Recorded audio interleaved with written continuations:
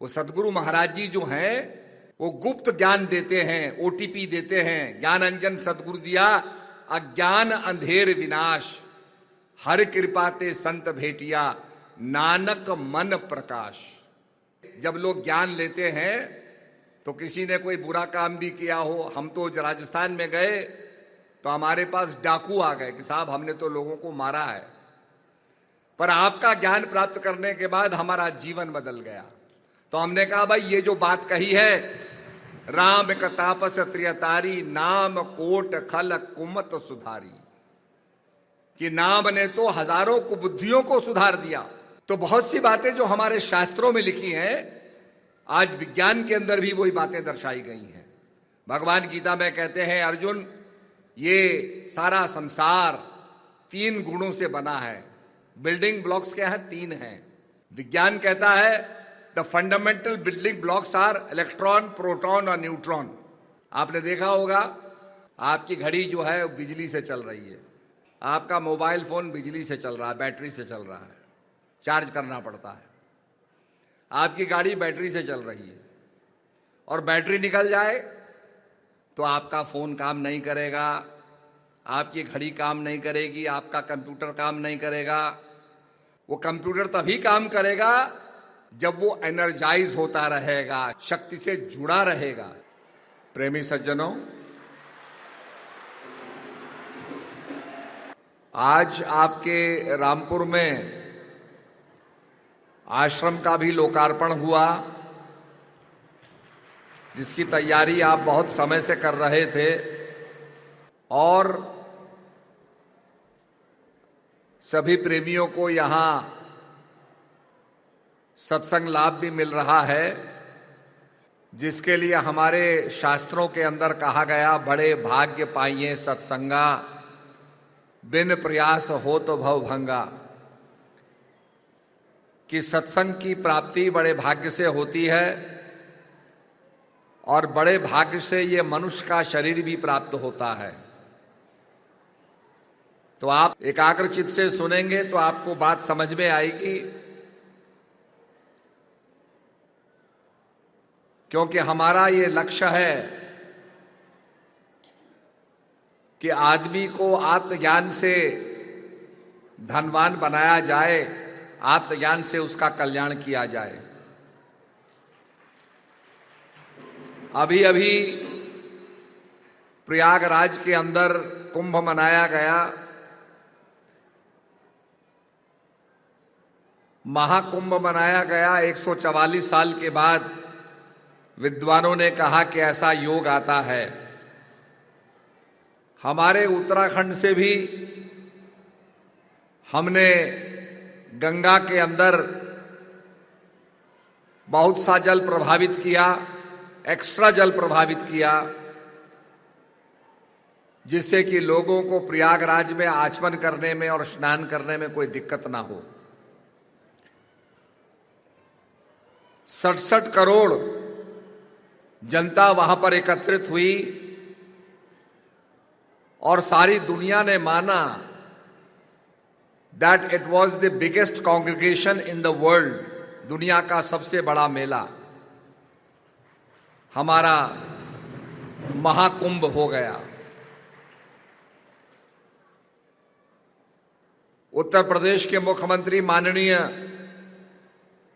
आदित्यनाथ योगी जी ने बड़ा सुंदर प्रबंध किया। हमारा भी वहां कैंप लगा था जिसमें वो पधारे थे, और जब उनको पता चला कि दिन में 1 बजे से 8 बजे तक हम प्रतीक्षा कर रहे थे, तो अपार जन समुदाय को देख करके उन्होंने कहा कि असली अमृत कुंभ तो यही है। तो त्रिवेणी में स्नान करने का मतलब गंगा, यमुना और सरस्वती। सरस्वती के बारे में ये कहा जाता है कि ये किले के नीचे से गुप्त रूप से बह रही है। यमुना और गंगा तो विजिबल हैं, आपको देखने में आ जाएंगी। पर जो सरस्वती है वो गुप्त है, और इसका अगर आध्यात्मिक अर्थ देखें, ईड़ा, पिंगला और सुषमना, हमारे संतों ने समझाया कि अगर आप गंगा और यमुना के किनारे पर बैठ करके सत्संग को सुनेंगे, आध्यात्मिक चिंतन वाले संतों का सत्संग सुनेंगे, उनके अमृत वचनों को सुनेंगे, उससे आपके अंदर जो ज्ञान प्रकट होगा, जो इनलाइटनमेंट होगा, वही सरस्वती है। द नॉलेज इज सरस्वती, ज्ञान ही सरस्वती है। तो ये बात तब समझ में आती है जब हम महापुरुषों के वचनों को सुनते हैं, सत्संग को सुनते हैं। सुन समझहि जन मुदित मन, मज्जहि अति अनुराग, लहे चार फल अछत तनु, साधु समाज प्रयाग। साधु संतों का जो प्रयागराज है, जिसको तुलसीदास जी महाराज ने कहा ये जंगम तीर्थ है, राम भक्ति जहां सुर सरी धारा, सरसई ब्रह्म विचार प्रचारा। महापुरुषों का तो जंगम तीर्थ होता है, चलता फिरता प्रयागराज होता है। तो जहां जहां महापुरुष जाते हैं, ज्ञान की रोशनी देते हुए जाते हैं, प्रकाश करते हुए जाते हैं, अज्ञान को समाप्त करते हुए जाते हैं, और जो ज्ञान के इच्छुक होते हैं। कथा यह आती है कि देवता और दानव आपस में लड़ रहे थे। Two forces were fighting. तो ऋषि मुनियों ने कहा, भाई लड़ते काहे हो, आप समुद्र का मंथन करो। And the churning of the ocean, समुद्र का मंथन जो है, इसमें से अनेक रत्न निकलेंगे। जैसे आप दही का मंथन करते हैं तो उसमें से मक्खन और छाछ निकलता है। किसी भी चर्निंग से उसके अंदर सेपरेशन हो जाता है, प्रेसिपिटेशन हो जाता है।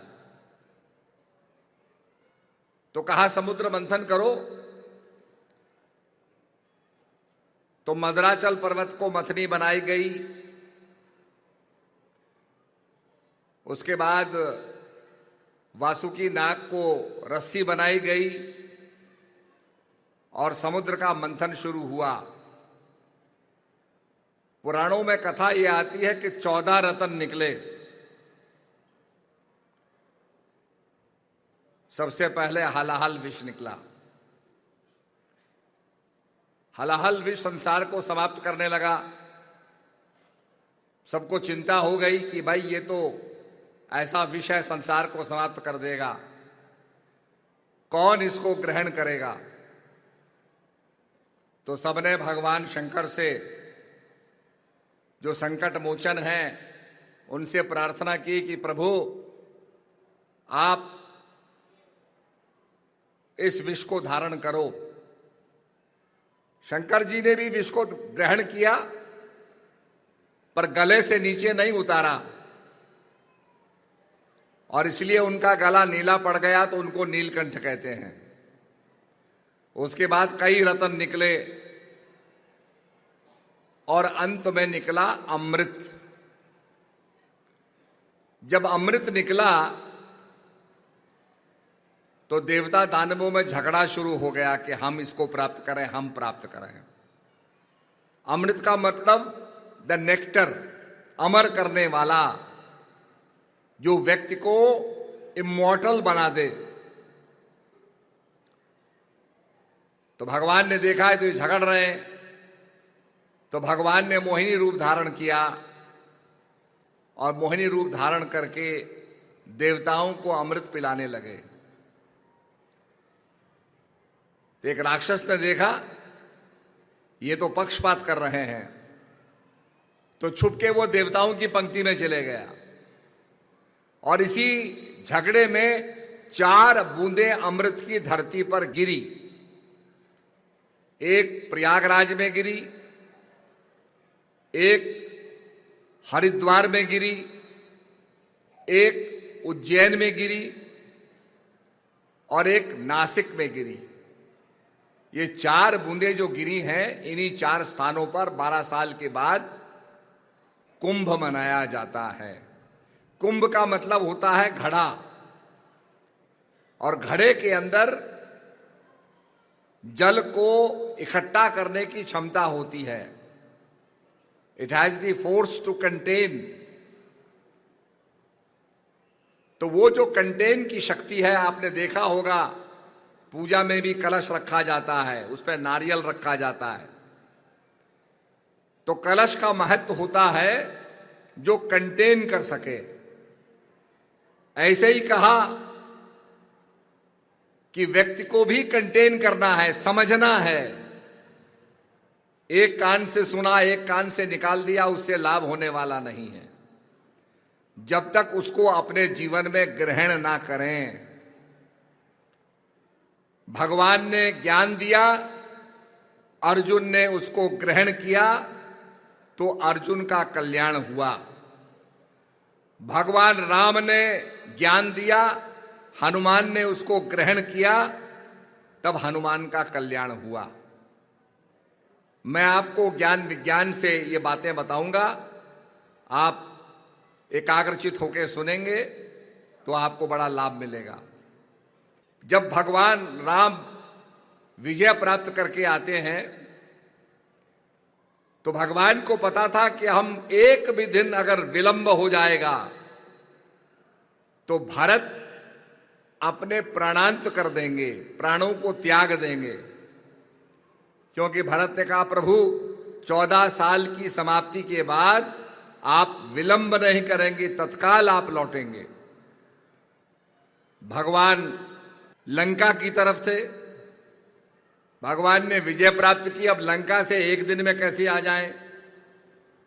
तो सोचा गया भाई पुष्पक विमान का उपयोग करो। आजकल लोग समझते हैं साहब ये तो अंधविश्वास है, कहानियां हैं, कथाएं हैं, मनगढ़ंत कथाएं हैं। पर आप ये देखिए कि पुष्पक विमान का फॉर्मुलेशन, फिर पुष्पक विमान के बारे में जो उसकी कथा है, उसकी जो पूरी व्याख्या है, उसको समझिए। तो भगवान ने उस विमान का उपयोग किया और विमान की विशेषता ये थी कि अपने स्वामी की इच्छा पर चलता था। बहुत से लोग इसको मानते नहीं थे कि भाई ये कैसे होगा कि आदमी की इच्छा पे चले। आज क्या हो गया, हम जब सोफिस्टिकेटेड प्लेन्स को देखते हैं तो उसके अंदर बताया जाता है कि साहब आप कंप्यूटर पे रेखांश और अक्षांश डाल दो, लैटिट्यूड और लॉन्गिट्यूड डाल दो, तो ये प्लेन अपने आप चलेगा। ऑटो पायलट कहते हैं उसको। ऑटो पायलट माने ऑटोमेटिकली पायलट हो जाता है, स्वचालित, और ये जहाज वहां पहुंच जाता है। बहुत से पायलट मैनुअल लैंडिंग करते हैं, अपने ज्ञान को बढ़ाने के लिए अपने आप लैंडिंग कराते हैं। बहुत से बटन दबाते हैं तो ऑटोमेटिक लैंडिंग हो जाती है। तो ऑटोमेटिक लैंडिंग का मतलब, ऑटो पायलट का मतलब स्वामी की इच्छा पे चलने वाला। इसका भी आज स्पष्टीकरण हो गया। तो कहने का मतलब यह है कि भगवान उसका उपयोग करते हैं वानरों के साथ लेकर के, और सब अयोध्या लौटते हैं। लौटने के बाद जैसे आप लोग सत्कार करते हैं, समारोह करते हैं, अभिनंदन करते हैं, ऐसे भगवान ने एक सभा बुलाई, सब नागरिकों को बुलाया एक मैसेज देने के लिए। तो भगवान कहते हैं, और रहूं 100 गुप्त मत, सभी कहूं कर जोर, शंकर भजन बिनहि नर पावे, भक्त न पावे मोर। कि मैं लोगों को एक गुप्त मत बताना चाहता हूं, और वो गुप्त मत क्या है कि शंकर भजन बिनहि नर भक्ति न पावे मोर। बिना शंकर के भजन के कोई व्यक्ति मेरी भक्ति नहीं पा सकता। अब वो शंकर भजन क्या है? हमारे दरबार में एक महात्मा जी थे, रामायणी जी, और पहले वो कथा करते थे। इतना रामायण कंठस्थ थी, आप चौपाई की शुरुआत कीजिए वो पूरी चौपाई बोल देते थे। सारी चौपाइयां उनको बिल्कुल बाय हार्ट याद थी। तो एक दिन एक प्रेमी ने कहा कि रामायणी जी, भगवान अयोध्या लौटे, भगवान ने कहा कि और हूं एक सो गुप्त मत। सबसे हाथ जोड़ करके नम्र निवेदन किया विद ग्रेट ह्यूमिलिटी कि एक गुप्त मत, गुप्त माने होता है छुपा हुआ। जैसे आपका ओटीपी आता है ना, तो आप ही को आता है, दूसरे को नहीं आता, तो वो गुप्त हो गया। आपके मोबाइल फोन में जो ओटीपी आएगा वो आप ही को पता चलेगा, दूसरे को पता नहीं चलेगा। दैट इज सीक्रेट, वो गुप्त है। और आपके पास कोई कोड है वो आप ही को पता है, दूसरे को पता नहीं है। इसलिए लोग कहते हैं अपना ओटीपी किसी को मत बताओ, वो गुप्त है। तो भगवान राम कहते हैं और रहूं एक सो गुप्त मत, सभी कहूं कर जोर, हाथ जोड़ करके विद ग्रेट ह्यूमिलिटी, बड़ी विनीतता के साथ, विनम्रता के साथ, शंकर भजन बिनहि नर, बिना शंकर के भजन के भक्ति न पामई मोर, मेरी भक्ति नहीं पा सकता है। कितनी बात बड़ी भगवान ने कही, एक रहस्य बताया। और भगवान शंकर क्या कहते हैं? उमा कहूं मैं अनुभव अपना, सत्य हरि भजन जगत सब सपना। संसार में क्या है? हरि भजन सत्य है और सारा जगत स्वप्नवत है। जब नारद जी ने पार्वती से पूछा कि माता जी, ये भगवान शंकर के गले में ये जो अनेक कंकाल हैं, अनेक रुंड मुंड की माला पहने भगवान हैं, ये किसके सिर हैं, किसके कपाल हैं? तो पार्वती से रहा नहीं गया, जानना चाहती थी। नारद जी ने तो टिगर कर दिया, उत्सुकता बढ़ा दी, तो पूछती है। तो भगवान हंस करके कहते हैं पार्वती ये तुम्हारे ही सर हैं, तुम्हारे इतने जन्म हुए और जिस जिस जन्म में तुम आई उन्हीं जन्मों का जो सर है उसकी माला मैंने बनाई हुई है।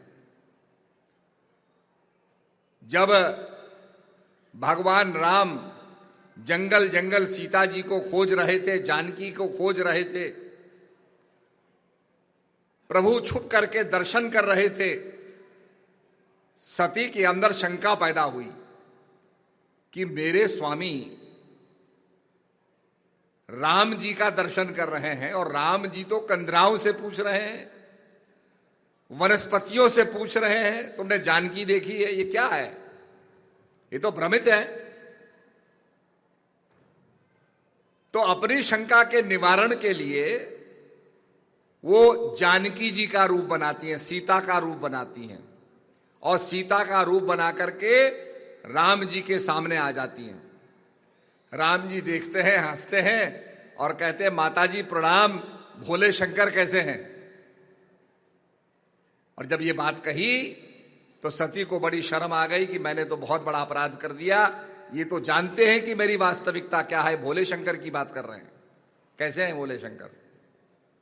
भोले शंकर के पास गई, भोले शंकर ने कहा तुम्हारी शंकाओं का समाधान हुआ? कहा महाराज मैं तो आपकी बात मानती हूं। शंकर जी ने कहा ये बात मानने वाली नहीं है। अपनी दिव्य दृष्टि से देखा तो क्या पाया कि सती ने सीता जी का रूप धारण कर लिया। तो प्रभु शंकर की इतनी आगाध भक्ति थी, उन्होंने कहा सती ने तो मां का रूप धारण कर लिया है, अतः मैं इनका त्याग करता हूं।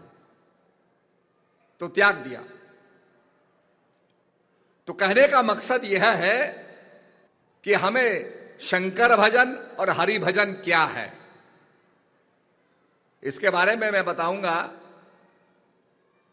कि पानी जो होता है वो आपकी प्यास बुझाता है। आजकल जगह जगह लिखा होता है जल ही जीवन है।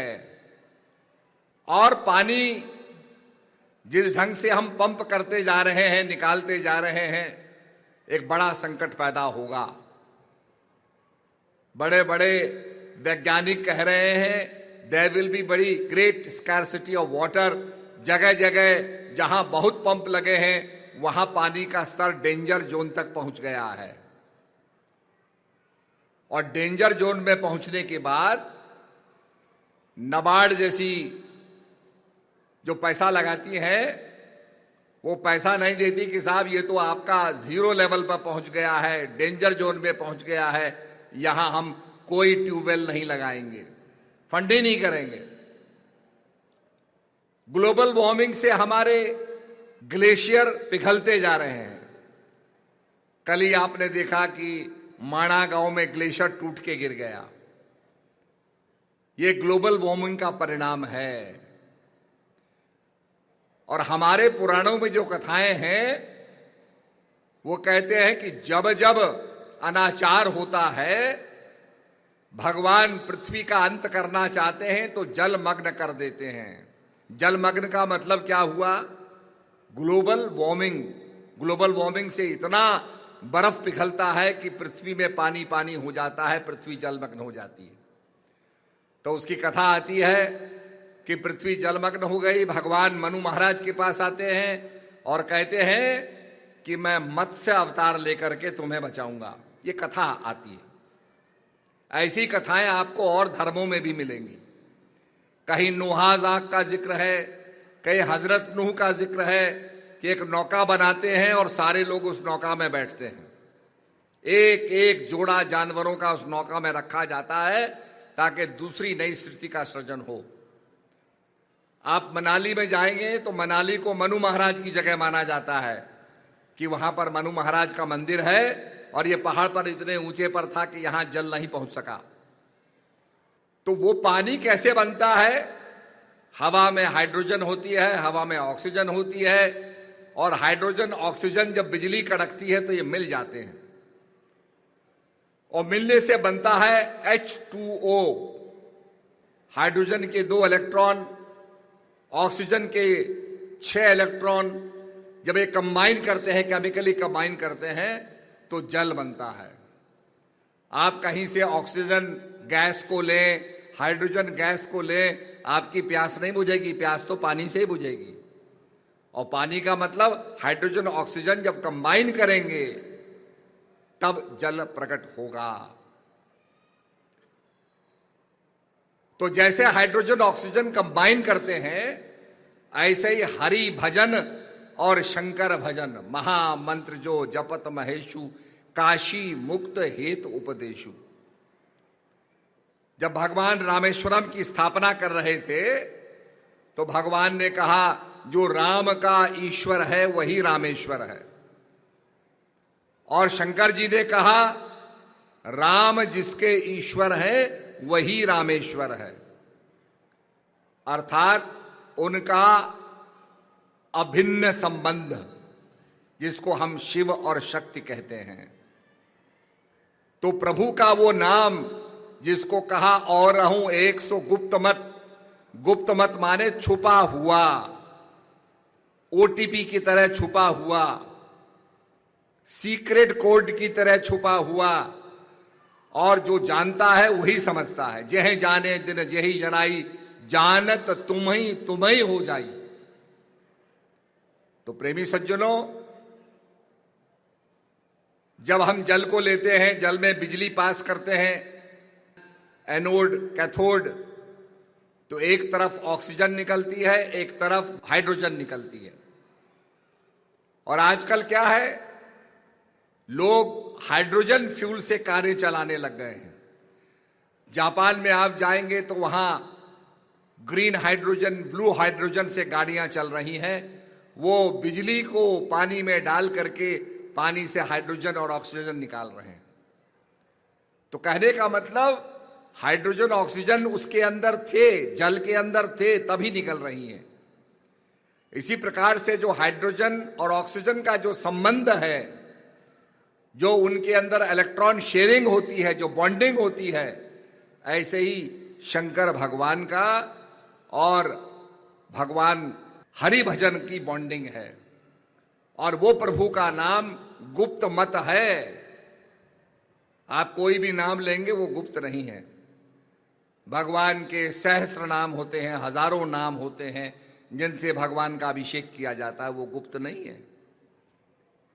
तो इसलिए कहा, बंदो गुरुपद कंज कृपा सिंधु नर रूप हरि महामोहतम पुंज जासु वचन रवि कर निकर।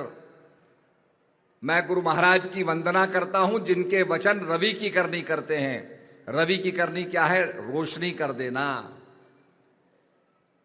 जब सूर्य निकलता है, सूर्य तो कहीं ना कहीं है धरती पर जब हमारे सामने आ जाता है, उसकी किरणें सामने आ जाती हैं तो प्रकाश हो जाता है। और प्रकाश के साथ साथ अंधकार दूर हो जाता है। और दूसरा काम क्या होता है कि पेड़ों के अंदर फोटोसिंथेसिस होने लगता है। जब धूप पड़ती है पेड़ों के पत्तों पर, उसके अंदर जो हरा पदार्थ होता है जिसको क्लोरोफिल कहते हैं, उस क्लोरोफिल से फोटोसिंथेसिस होती है, जिससे कार्बन डाइऑक्साइड ऑक्सीजन में परिणत होती है। इसीलिए लोग कहते हैं पेड़ लगाओ, वृक्षारोपण करो, हवा स्वच्छ होगी। तो कहने का अभिप्राय है वही ऑक्सीजन हमारे लिए प्राणवायु है और वो सूर्य के प्रकाश से होती है। तो सूर्य का प्रकाश अंधकार भी दूर करता है और जीवन प्रदान भी करता है। नहीं तो आपने देखा होगा जब लोग खोदते हैं, आर्कियोलॉजिकल डिस्कवरीज की जाती हैं, तो जमीन के अंदर से कंकाल निकलते हैं, फॉसिल्स निकलते हैं, डायनासोर के फॉसिल्स निकलते हैं। वो कब थे? एक समय में डायनासोर से पृथ्वी जो आच्छादित थी, कोई मीटरॉइड आया, टकराया, और मीटरॉइड के टकराने से इतना ज्यादा प्रदूषण हो गया कि ये सारे प्राणी मर गए। इसलिए यह माना जाता है कि बहुत ज्यादा ग्लोबल वार्मिंग होगी, प्रदूषण बढ़ेगा, तो आदमी को श्वास लेने में दिक्कत होगी। दिल्ली के अंदर जब गाड़ियां चलती थी तो छोटे छोटे बच्चों को इंक्यूबेटर में रखना पड़ता था, श्वास नहीं ले पाते थे। तब लोगों ने कहा भाई सीएनजी को लगाओ, सीएनजी को इस्तेमाल करो, पेट्रोल का उपयोग कम करो। अब तो इलेक्ट्रिक कार्स आ गई हैं जो कोई भी प्रदूषण नहीं करती हैं, तो उसका प्रचलन चल पड़ा है। तो धीरे धीरे सीएनजी से प्रदूषण कम हुआ। तो कहने का अभिप्राय यह है कि प्राणवायु बहुत आवश्यक है और इसीलिए हमारे संतों ने यही समझाया कि वो प्राण तुम्हारे श्वासों में बसते हैं। श्वास श्वास सुमरो गोविंद, मन अंतर की उतरे चंद। गुरु नानक देव जी ने भी श्वासों की माला के लिए कहा, एको सुमरो नानका जलथल रहो समाये, दूजा काहे समरिये जामे ते मर जाए। और इसीलिए कहा ज्ञान अंजन सदगुरु दिया। वो सदगुरु महाराज जी जो हैं वो गुप्त ज्ञान देते हैं, ओटीपी देते हैं। ज्ञान अंजन सदगुरु दिया, अज्ञान अंधेर विनाश, हर कृपा ते संत भेटिया, नानक मन प्रकाश। प्रकाश कब हुआ? जब सदगुरु महाराज ने ज्ञान का अंजन, ज्ञान का काजल आंखों पर लगाया। इसीलिए भगवान गीता में कहते हैं कि हे अर्जुन, इन नेत्रों से तुम संसार को देख सकते हो, फिजिकल वर्ल्ड को देख सकते हो। ये फिजिकल है, ये फिजिकल चीज को देखने देंगे। हम अनेक रंग देखते हैं क्योंकि 7 कलर्स जो हैं, वाइट रे ऑफ लाइट के अंदर 7 कलर्स होते हैं।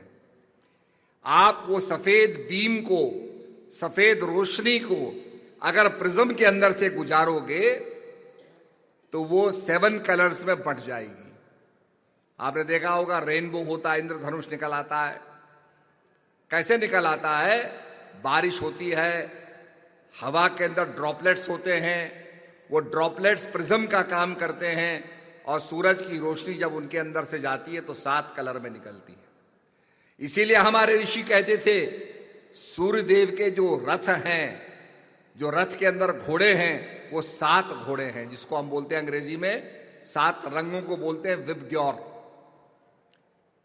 तो बहुत सी बातें जो हमारे शास्त्रों में लिखी हैं, आज विज्ञान के अंदर भी वही बातें दर्शाई गई हैं। भगवान गीता में कहते हैं अर्जुन, ये सारा संसार 3 गुणों से बना है। बिल्डिंग ब्लॉक्स क्या है? 3 हैं। विज्ञान कहता है the fundamental building blocks are electron, proton और न्यूट्रॉन। हर एलिमेंट के अंदर इलेक्ट्रॉन प्रोटॉन की भिन्नता होने से ही एलिमेंट के अंदर भिन्नता है। तो ये इलेक्ट्रॉन, प्रोटॉन, न्यूट्रॉन जो त्रैगुण्य विषया वेदा, ये सारे वेद शास्त्र, भौतिक जगत, ये 3 गुणों से बना है। इन गुणों से परे जो परम तत्व है उसको जान, और वो सदगुरु महाराज जनाते हैं। इसीलिए वो इस ज्ञान की चर्चा करते हैं।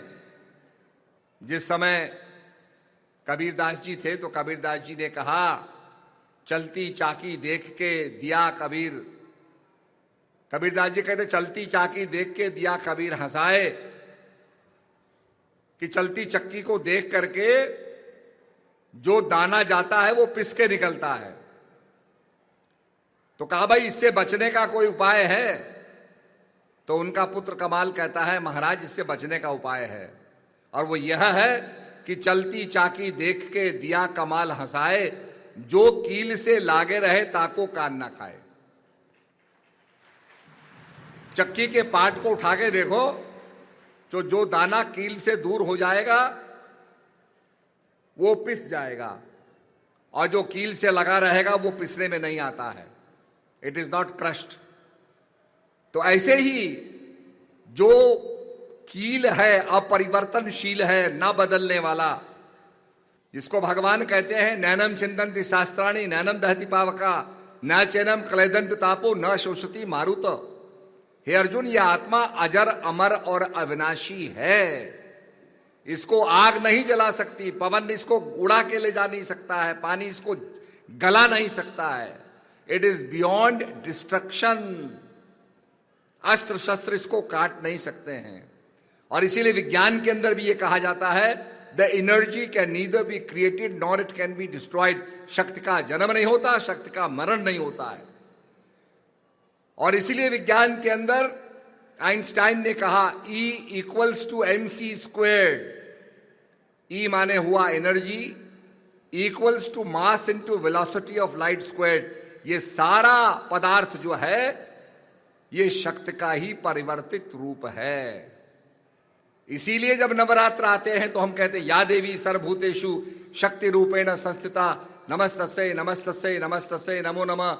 या देवी सर्वभूतेषु बुद्धि रूपेण संस्थिता नमस्तस्यै नमस्तस्यै नमस्तस्यै नमो नमः। हे भगवती आप शक्ति रूप हो। शक्ति माने संसार को चलाने वाली एनर्जी। आपने देखा होगा आपकी घड़ी जो है वो बिजली से चल रही है, आपका मोबाइल फोन बिजली से चल रहा है, बैटरी से चल रहा है, चार्ज करना पड़ता है। आपकी गाड़ी बैटरी से चल रही है, और बैटरी निकल जाए तो आपका फोन काम नहीं करेगा, आपकी घड़ी काम नहीं करेगी, आपका कंप्यूटर काम नहीं करेगा। वो कंप्यूटर तभी काम करेगा जब वो एनर्जाइज होता रहेगा, शक्ति से जुड़ा रहेगा। ये बत्ती जल रही है, क्यों जल रही है? इसके पीछे तार लगे हैं। तारों के अंदर क्या हो रहा है? तारों के अंदर शक्ति का प्रभाव हो रहा है, इलेक्ट्रॉन्स का प्रभाव हो रहा है, और उसी के कारण ये जल रहे हैं। तो ठीक इसी प्रकार से जो नाश ना होने वाला तत्व है, क्योंकि मैं बिजली का भी उदाहरण देना चाहता हूं। आसमान में बिजली कड़कती थी, वैज्ञानिक देखते थे, उन्होंने उस बिजली को नीचे उतारने का, लेने का कोशिश की, बड़े बड़े ऊंचे तार लगाए जिसपे बिजली आए, और तार लगा करके उन्होंने सोचा कि बिजली से तार को हम रोशनी निकालेंगे। जब तार में बिजली प्रभावित की, तार गर्म हो गया, गर्म होने के बाद जल गया। तो उन्हें कहा भाई ये तो हमारा प्रयोग सफल नहीं हुआ। उन्हें कहा ये जलता क्यों है? तो वैज्ञानिकों ने पता लगाया कि भाई हवा के अंदर ऑक्सीजन है और ऑक्सीजन के कारण ये जल जाता है। तो उन्हें कहा भाई ऐसा काम करो कि ऑक्सीजन को निकाल दो, ऐसा बल्ब बनाओ जिसके अंदर ऑक्सीजन ही ना हो। जब ऑक्सीजन निकाल दी, तार लगाया, बिजली का करंट डाला, तो वो लाल हो गया पर वो जलता नहीं था। पर आपको पता है जिसमें से ऑक्सीजन निकल जाए उसको संभालना कितना मुश्किल है, थोड़ा भी धक्का लगेगा तो टूट जाता है। तो लोगों ने कहा भाई ऐसी गैस ढूंढो जो जलाए नहीं। तो क्रिप्टॉन नाम की गैस है, आर्गन नाम की गैस है, ये जलाती नहीं है। तो उन्होंने कहा भाई इस गैस को भरो, और गैस को भर के जब उसके अंदर बिजली प्रभावित की तो वो जलने लगा, क्योंकि गैस कंबाइन नहीं करती थी, गैस जलाती नहीं थी। तो आपके जितने भी ये बल्ब जल रहे हैं सबके अंदर वही टंगस्टन का फ्लेम है और उसके अंदर बिजली प्रभावित हो रही है और चारों तरफ आर्गन या क्रिप्टॉन या नियॉन गैस लगी हुई है। ऐसे ही जो संसार में न जलने वाला, जिसको एनर्जी कहा, जो संसार को शक्ति दे रहा है, उसका नाश नहीं होता, अविनाशी है। और वो अविनाशी प्रभु का नाम जिसका नाश नहीं होता, उसको कहा अक्षर ब्रह्म, आ माने नहीं, शर माने नाशवान, जो नाश नहीं होता, जिसके लिए रामचरितमानस में तुलसीदास जी कहते हैं, कहो कहां लग नाम बड़ाई, राम न सकहि नाम गुण गाई। कि भगवान राम भी उसका बखान नहीं कर सकते हैं। जर्रे जर्रे के अंदर रमण करने वाली वो सत्ता है, कण कण के अंदर व्याप्त होने वाली वो सत्ता है। कण के अंदर क्या है? इलेक्ट्रॉन, प्रोटॉन, न्यूट्रॉन, उसके अंदर भी जो शक्ति है। तो हमारे संतों ने कहा चींटी के अंदर, हाथी के अंदर वही शक्ति व्याप्त है। साइंटिफिकली उसको आप बोलेंगे कि भाई इलेक्ट्रॉन, प्रोटॉन, न्यूट्रॉन के अंदर भी जो शक्ति उनको क्रियाशील रखे हुए है, उसका जो नाम है, तो उसको बड़ा सुंदर तुलसीदास जी तुलना करते हैं, राम एक तापस त्रियतारी। भगवान राम ने तपस्विनी अहिल्या का उद्धार किया। राम एक तापस त्रियतारी, नाम कोट खल कुमत सुधारी। अब वो कहते हैं प्रभु राम ने तो एक तपस्विनी का उद्धार किया, और नाम ने क्या किया? नाम कोट खल कुमत सुधारी, हजारों लोगों की कुमति को सुधार दिया। जैसे जब लोग ज्ञान लेते हैं तो किसी ने कोई बुरा काम भी किया हो, हम तो राजस्थान में गए तो हमारे पास डाकू आ गए कि साहब हमने तो लोगों को मारा है, पर आपका ज्ञान प्राप्त करने के बाद हमारा जीवन बदल गया। तो हमने कहा भाई ये जो बात कही है, राम एक तापस त्रियतारी, नाम कोट खल कुमत सुधारी, कि नाम ने तो हजारों कुबुद्धियों को सुधार दिया। हम दार्जिलिंग में जाते हैं तो वहां बहुत लोग होते हैं, पहले वो गुंडे थे, हंसी मजाक उड़ाते थे सत्संग की। धीरे धीरे उनमें जब परिवर्तन आया, करत करत अभ्यास से जड़मत होत सुजान, तो उनकी कुमत भी सुधर गई और बड़े अच्छे सेवक बन गए, प्रचारक बन गए, बड़ा प्रचार किया। राम भालू कपि कटक बटोरा, श्वेत हेत श्रम कीन न तोरा। फिर तुलसीदास जी महाराज कहते हैं भगवान राम ने बानरों को इकट्ठा किया। अब बानर माने होमोसैपियंस। पहले हमारे जो पुरखे थे वो बानर ही रूप में थे, जिनको कहते हैं अंग्रेजी में होमोसैपियंस। तो उन सबको इकट्ठा किया और नाम लेत भव सिंधु सुकाही, कि भाई उन्होंने बानरों को इकट्ठा करके पुल बनाया। आपने देखा होगा सैटेलाइट से जब लोगों ने श्वेत रामेश्वर के पुल को देखा तो उन्होंने कहा भाई ये तो ऐसी है कि इसके अंदर सबसे ऊंचा भाग है और यहां पर लगा है, पत्थर रखे हुए हैं, और ये कनेक्टिविटी थी यहां से लंका जाने के लिए। तो आज उसके ऊपर भी रिसर्च हो रही है। जिसको हम कहते हैं ये काल्पनिक है, मिथोलॉजी है, आज वो हमारे सामने साइंटिफिकली प्रूव हो रहा है कि श्वेतबंद रामेश्वर पुल बनाया गया। तो भगवान ने श्वेतबंद रामेश्वर का पुल बनाया। पर तुलसीदास जी महाराज कहते हैं, नाम लेत भव सिंधु सुखाई, नाम लेने मात्र से ये भवसागर का समुद्र ही सूख जाएगा। ये भावना का समुद्र तेरा मेरा, ये तेरा मेरा का भाव संकुचित भाव है।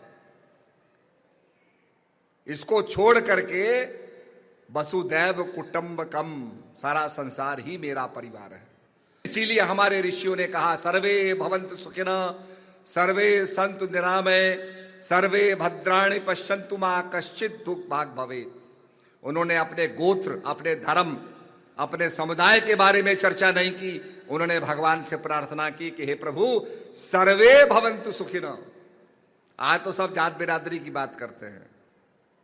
वो जात बिरादरी से उठ करके, अपने गोत्र से ऊपर उठ करके, अपने वंश से ऊपर उठ करके उन्होंने कहा सर्वे भवन्तु सुखिनः। तो इसलिए सज्जनों, वो भाव हमारे अंदर आना चाहिए, वो स्पिरिचुअल एलिवेशन हमारे अंदर आना चाहिए। और वो प्रभु के सच्चे ज्ञान से आएगा जो सदगुरु महाराज देते हैं।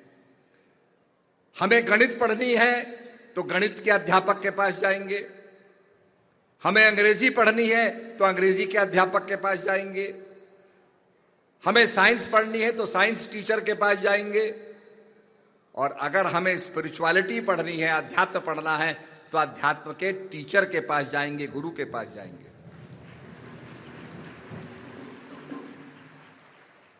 इसीलिए कहा, गुरु बिन ज्ञान न हुए, ज्ञान के हुए विराग बिन, सुख ही लहे हरे भक्ति बिन, गावी वेद पुराण। कितनी अच्छी बात तुलसीदास जी ने कही। बार मथे घृत होए बरु, सिकता ते बरु तेल।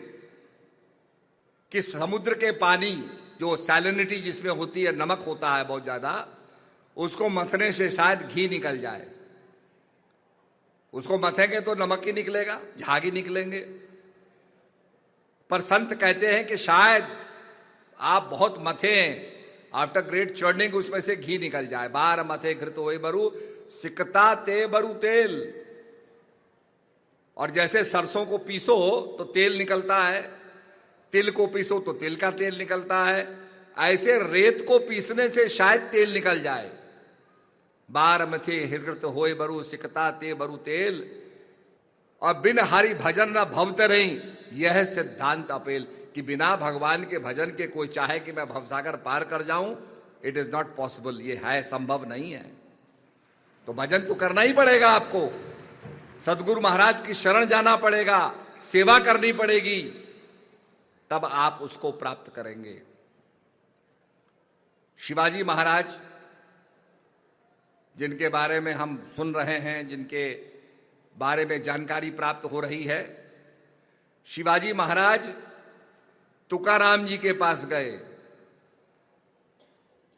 तुकाराम जी को गुरु बनाना चाहते थे। तुकाराम जी ने कहा, भाई देखो समय के महापुरुष नहीं है हम लोग, इस समय के महापुरुष समर्थ रामदास जी हैं, उनके पास जाओ तब ज्ञान मिलेगा।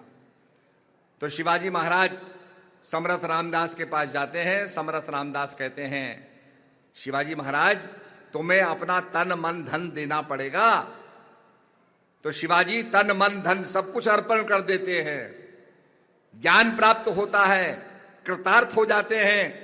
तब गुरु महाराज कहते हैं, इस राज्य को चलाओ, अपना मान के नहीं, गुरु महाराज का मान करके। तब शिवाजी महाराज ने अपने ध्वज को भगवा ध्वज बनाया, अपने गुरु के वस्त्र का प्रतीक बना करके वह संचालन करते थे। तो उनका नाम हो गया शिवाजी महाराज। तो कहने का मतलब यह है कि महाजनों ये न गता सपंता, जिस रास्ते पर महाजन चले उस रास्ते पर हमें चलना चाहिए। तो ये बड़ी प्रसन्नता की बात है कि आप लोग इतनी संख्या में पधारे, सत्संग का लाभ आप लोगों को मिला। और अब बैसाखी के हरिद्वार में हमारा बैसाखी का पर्व होने वाला है, तो बड़ा विशाल पर्व होगा। अभी अभी हम कुंभ करके आए हैं और वहाँ भी बहुत बड़ा कार्यक्रम हुआ। अभी मैं नेपाल में होके आया हूँ शिवरात्रि का कार्यक्रम करके। तो सबको हम सत्संग का लाभ दे रहे हैं, और सत्संग का लाभ होता है जब सत्य से संग हो जाए, to get connected to the truth. तो निश्चित रूप में आप भजन करेंगे तो आपका सानिध्य जो है, आपका कनेक्शन जो है वो सत्य से होगा। तो इन्हीं शब्दों के साथ सबको मेरा दुआ आशीर्वाद।